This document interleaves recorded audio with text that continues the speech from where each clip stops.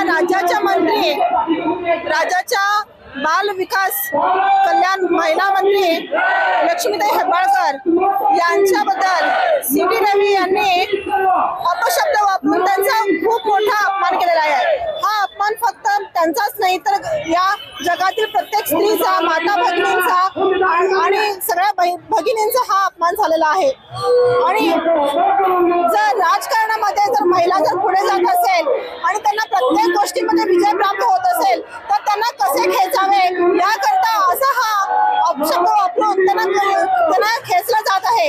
आणि मी त्यांना सी.टी. रवी यांना सांगू इच्छिते की तुम्ही कोणताही अपशब्द वापरला तरी सुद्धा आपल्या महिला विकास बाल कल्याण मंत्री आपल्या लक्ष्मीताई हेब्बाळकर या कधी खचले नाहीत आणि खचणारही नाहीत आणि आम्ही सर्व महिला त्यांना खचूही देणार नाही।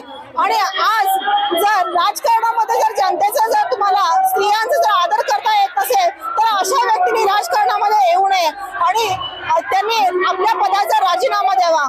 आणि हा जो स्त्रियांचा अपमान यांनी अपशब्द वापरून केला आहे त्याकरिता यांनी महिला विकास बाल कल्याण मंत्री लक्ष्मीताई हेब्बाळकर यांची त्यांनी माफी मागावी, सर्वांच्या समोर येऊन त्यांनी क्षमा मागावी। आणि आज याकरिता अपशब्द वापरल्याबद्दल आम्ही सर्व महिला या ठिकाणी त्यांचा निषेध करत आहोत। हिवाळी अधिवेशनमध्ये माननीय गृहमंत्री अमित शहा यांनी बाबासाहेब हे एक नाव फॅशन झालेलं आहे असं त्यांनी व्यक्त केलेलं आहे आणि हे वक्तव्य खरोखरच चुकीचं आहे।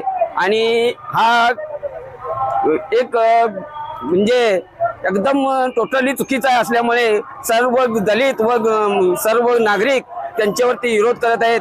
आणि त्यासाठी बाबासाहेबांनी जी घटना लिहिलेली आहे त्या घटनेवरतीच जे संस्था चालतंय तरी अमित शहा यांनी जो शब्द वापरलेला आहे तो चुकीचा असल्यामुळे त्यांनी सर्व जनतेची व दलित वर्गाची माफी मागावी अशी आमची विनंती आहे।